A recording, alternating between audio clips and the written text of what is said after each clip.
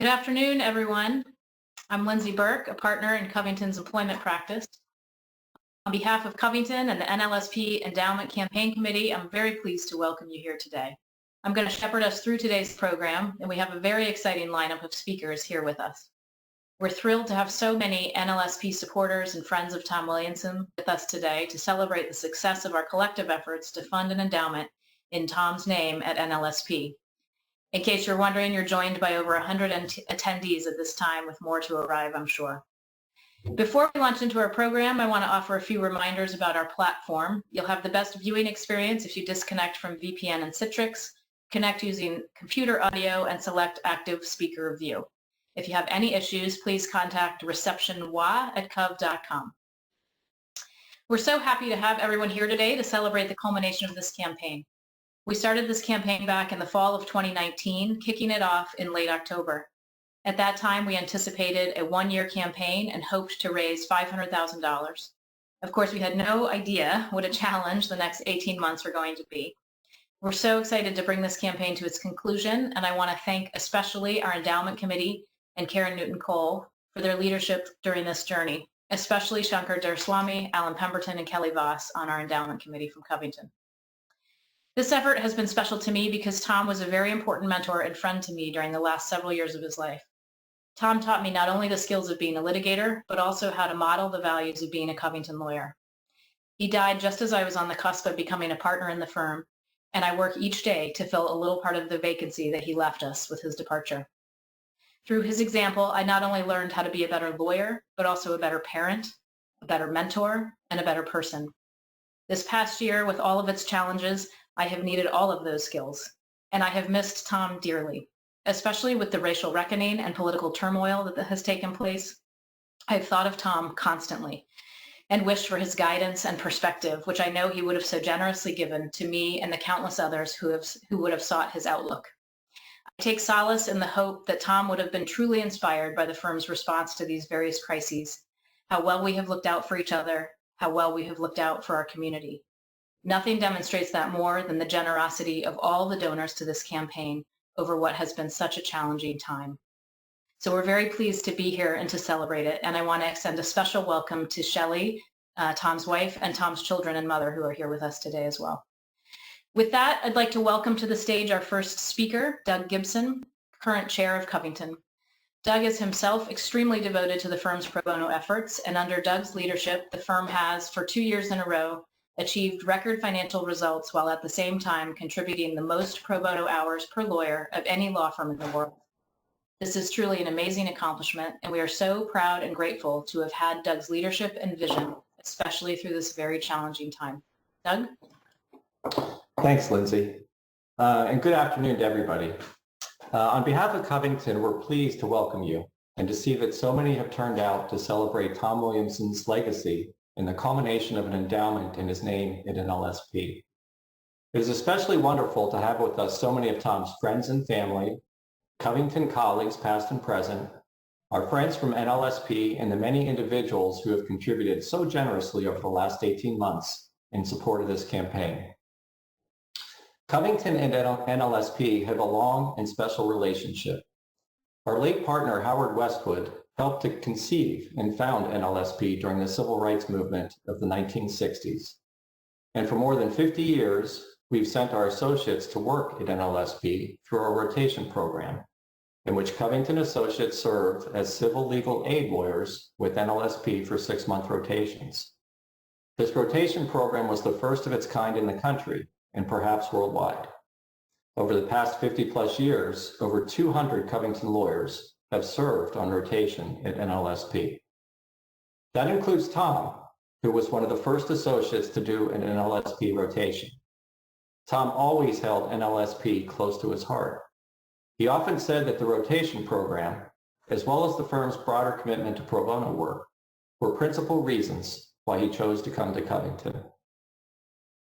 Covington has a long, proud, deep-seated commitment to pro bono in public service work. Tom embodied that commitment, and after his early service at NLSP, Tom continued to work throughout his career to advance civil rights and equal access to justice, while building a preeminent practice in employment law, serving on the firm's management committee, mentoring generations of young lawyers, and serving as president of the DC Bar.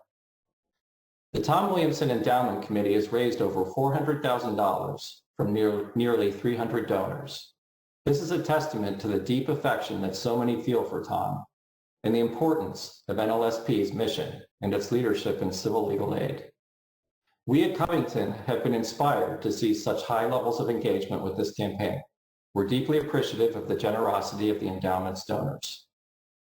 I'm delighted to announce that in honor of Tom and in recognition of our special relationship with NLSP, Covington will make a contribution to bring the total endowment to $1 million.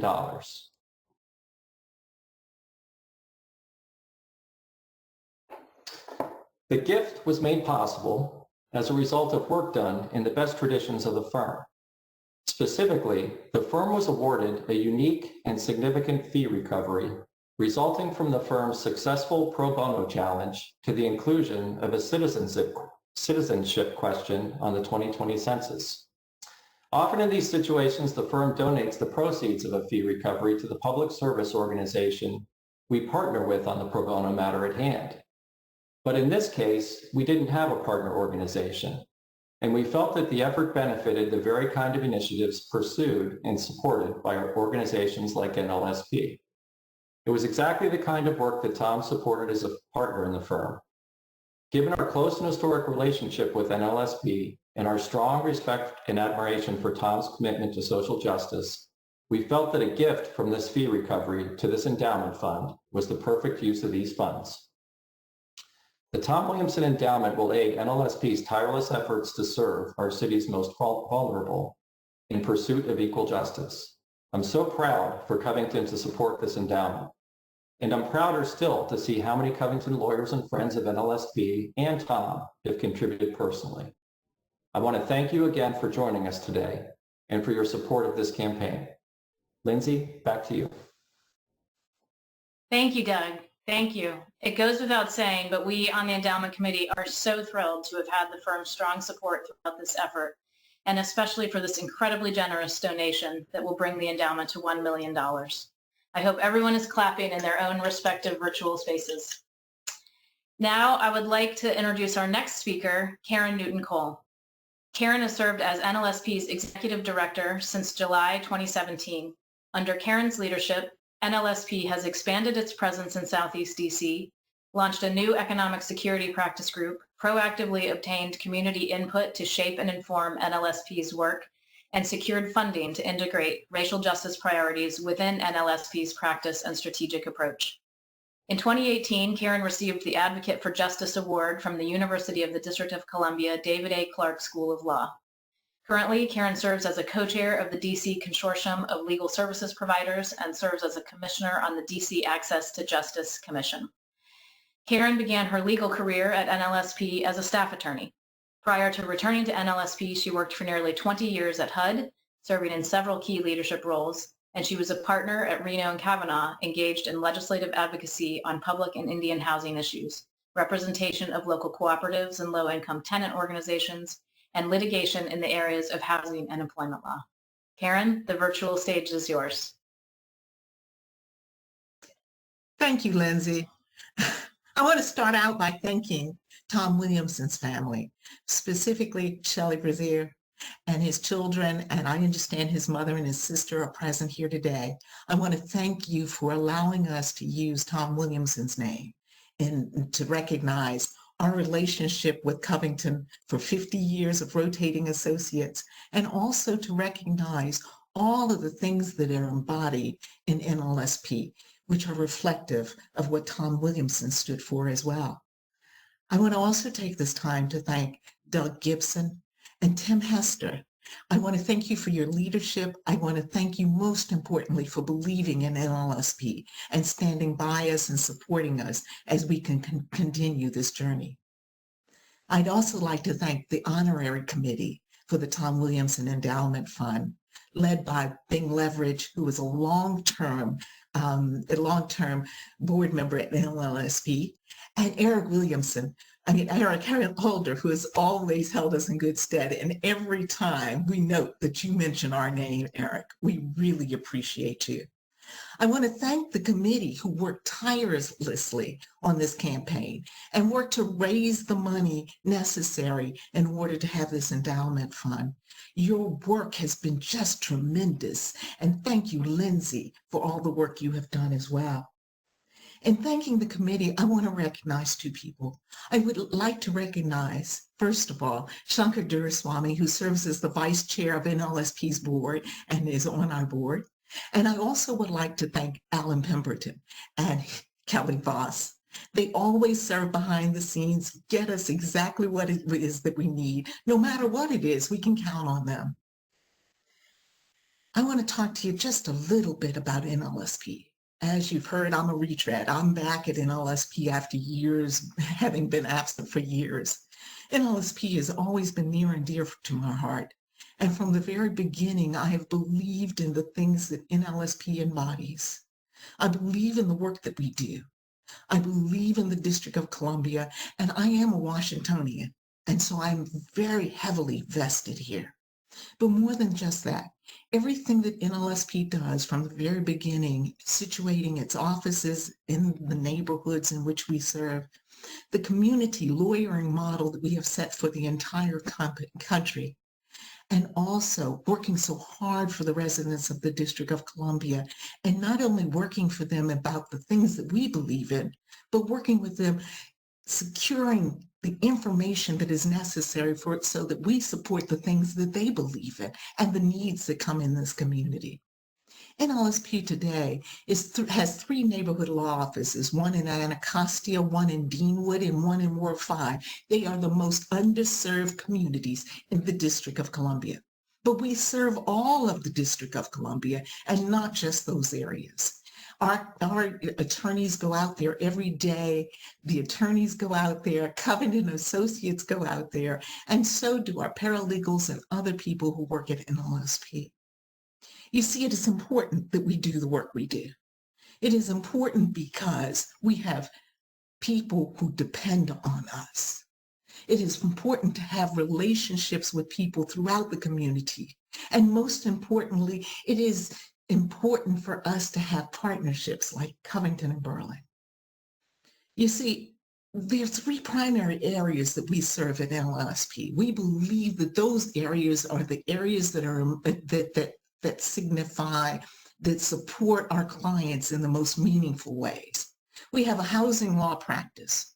We have stabilizing communities through affordable housing and the Council of the Civil Legal Counsel Projects program.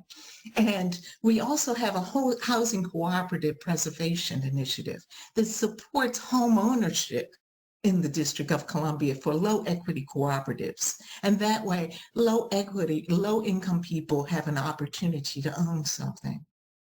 Now, I want to talk to you just a little bit about our most recent practice area. That most recent practice area is our economic security unit. When we looked around and tried to figure out what it was necessary in order to support potential clients of NLSP, we decided that economic security is just as important as housing and family. You see, with economic security, what we do is we make sure that people have income. Whatever that income is, we turn around and we talk about employment, barriers to employment, criminal record sealing, Social Security, and all of those things that support families in the District of Columbia. Sometimes those families are just like you and me. Sometimes those people are just the people that you see on the street every day. And with that, I would like to hear from one of our clients. Thank you. I joined the military due to the opportunities that the military had. I felt that the military was an excellent stepping stone for me to be able not only to travel, but to learn and to see the world. About 10 years ago, I was coming back on post. There was a security guard that checks your IDs. The gate guard looked at the person's ID, and then the person pulled off. and he took out a revolver and he shot himself in the head and he killed himself. It happened and I actually saw it. That right there, you can't have PTSD and be in the military. I had family here in Washington, D.C., so they brought me back to Washington, D.C., where I lived with my service dog in transitional housing. Even though you have a voucher and your voucher is income dependent, you still need a certain amount of income just to sustain yourself. So that's where the struggle was. She initially had been denied her Social Security disability claim in spite of having very extreme PTSD and it being extremely well documented too. But thankfully, when she was at her last administrative law judge hearing, the judge had continued the hearing for her to get counsel and then to have further tests done. So that's where we became involved. They were able to do a phenomenal job putting things together. That's where I was lacking, and that's where they came in. A very important thing is to really have the medical records organized and available that explain why the person is entitled to this. That's where a lot of people run into a problem without representation, is it's a lot to do. And almost with somebody in Ms. G's case, that she has very extreme PTSD, if she does too good on defending herself that she has severe PTSD, she's potentially proving she doesn't. So it's almost like a lose-lose if you don't get counsel. The outcome of Ms. G's case was that once NLSP got involved and gave her the extra level of advocacy that was needed for her to get through the Social Security systems and procedures, that she won her full SSDI benefits and SSI benefits. The settlement offer gave me the opportunity to get secure, stable housing. I started feeling better because I actually had a place to go home to. I feel that very often for people that are lower income, the law is very, very uneven, and NLSP, through our mission and through where our offices are located, help equalize things to some extent, but we need to do more.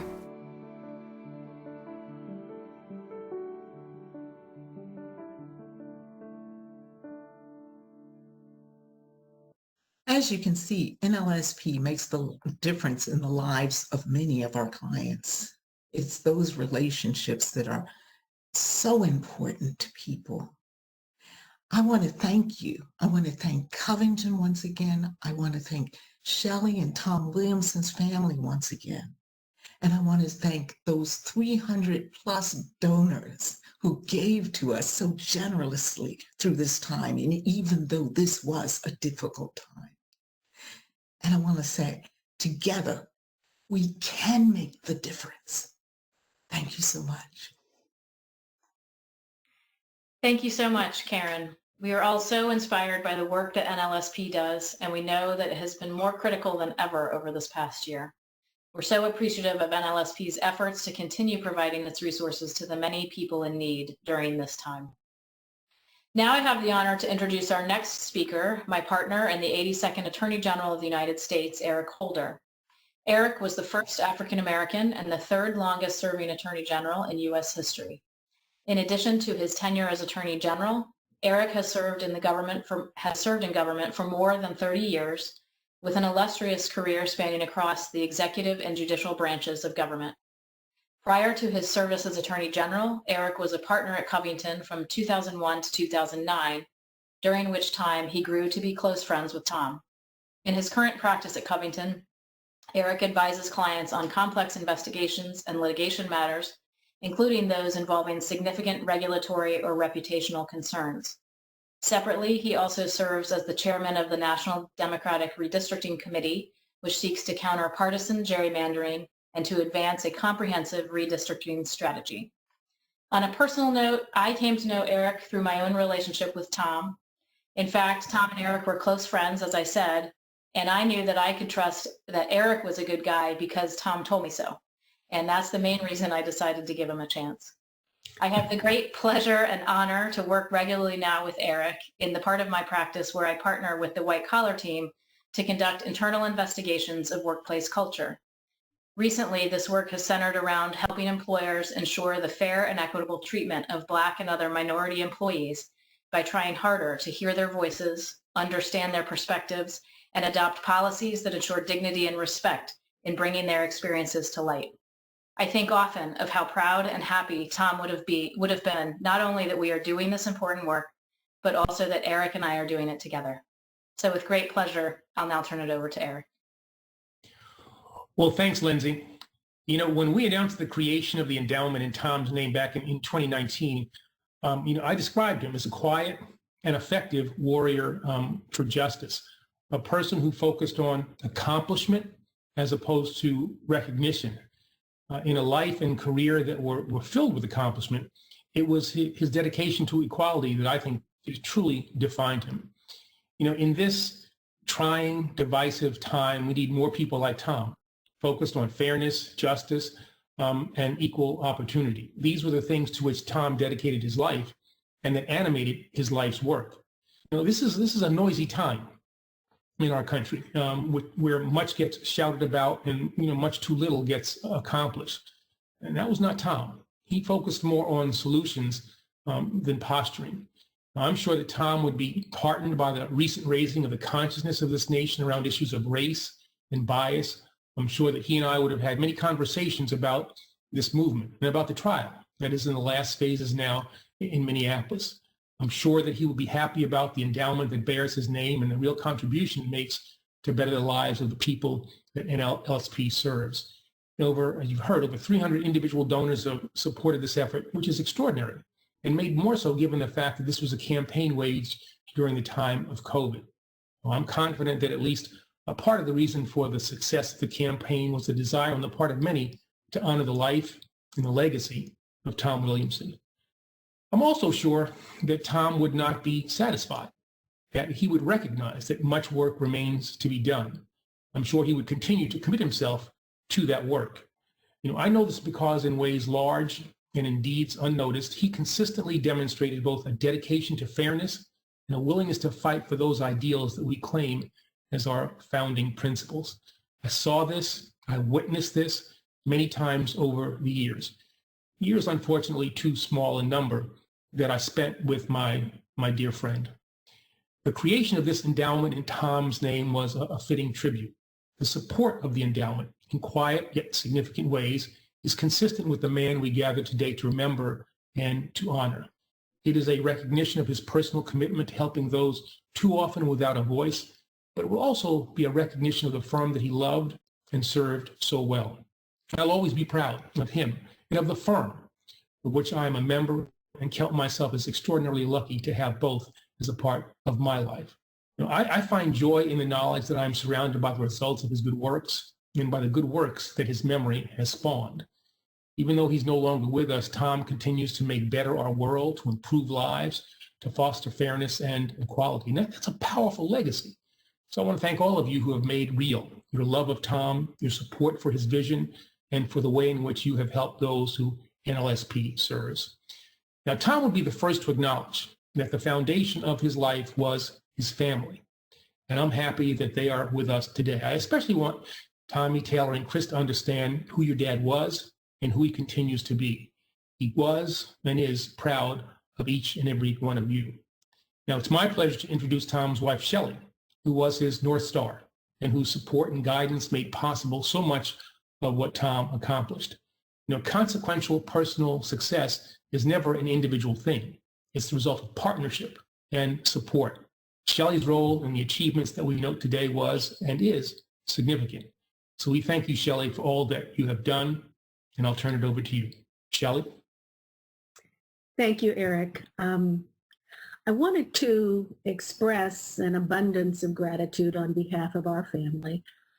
First, I wanted to give an acknowledgement to Tom's mother, Winifred Williamson, who's on this call, whose unstinting love and support nurtured a young African-American boy growing up in the 50s in Piedmont, California, to become the man for whom this endowment has been named. I'd like to acknowledge his sister, Dr. Brenda Malone, who Tom openly acknowledged was the smartest member of their sibling group and who chastened him when he was 19 and she was 13 by besting him at arguments that he would present to her, probably making him even more prone to go to law school to begin to see how he could best her. I'd like to acknowledge our children, Tommy, Chris, and Taylor, whose unique talents and passions never failed to bring their father joy and consternation, but who were his tremendous blessings. I'd like to acknowledge Covington for being the special place for Tom, that second home, that second family, one in which he was able to forge a stellar community of legal advocates. Some of you might know that Tom's original plan was to come to Covington for a few years, hone his legal skills, become a top-notch effective lawyer, and then move on to use those skills either in government or in a non-for-profit organization. However, Covington provided that sweet spot. It offered Tom myriad opportunities to use his prodigious legal talents, both for the benefits of his corporate and his pro bono clients. And 40 years later, he was right to stay.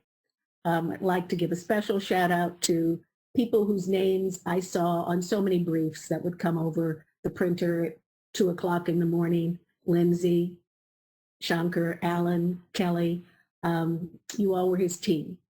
You all were his team. To NLSP, you were Tom's first assignment when he arrived at Covington. And he was so taken by your mission and the services that you provided to balance the scales of justice that he was happy to note that he managed to extend a 6-month stay to 8 months. Your work has always been essential in providing for those whose civil society has been less than kind and in many ways careless and cruel. It was in his work with NLSP that Tom established his belief in the covenant of trust between client and attorney. In his office, Tom had several pieces of art carefully selected, which I believe bolstered him and inspired him on a daily basis. Some of you may recall the print, the Jacob Lawrence migration print, which was commissioned to celebrate NAACP Legal Defense Fund's 50th anniversary. It's actually behind me. I'll move over a little so you might be able to see it. The print depicts a buzzing courtroom scene in the background. In the foreground, seated on a bench in what appears to be a modest working class family, clad in overalls, toolbox secured under the bench, looking up expectantly and hopefully at the imposing figure of a man in a dark suit, pencils in his hand, and papers flowing out of his arms. Their attorney.